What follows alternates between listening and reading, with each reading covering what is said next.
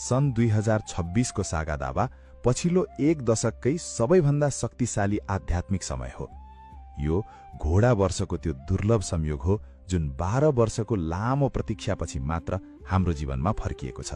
के तपाईलाई थाहा छ, ब्रह्माण्डमा एउटा यस्तो समय आउँछ जहाँ तपाईले गर्ने एउटा सानो प्रार्थनाको शक्ति लाखौं गुणा बढेर जान्छ। एउटा यस्तो महिना जहाँ तपाईले कसैलाई दिएको एउटा सानो मुस्कान वा एउटा सानो दानले तपाईको 7 जन्मको कर्मको हिसाब फेर्न सक्छ। हो, हामी त्यही रहस्यमयी र पावन महिनाको संघारमा छौं जसलाई बुद्ध मार्गीहरू सागा दावा भन्छन्। तर पर्खनुहोस्, यदि तपाईलाई लाग्छ कि यो हरेक वर्ष आउने सामान्य महिना मात्र हो भने तपाई झुक्किदै हुनुहुन्छ, किनकि यो वर्ष अर्थात् यो वर्षको सागा दावामा गरिएको एउटै पुण्यको फल अन्य वर्षको तुलनामा 13 गुणा बढी शक्तिशाली हुन्छ।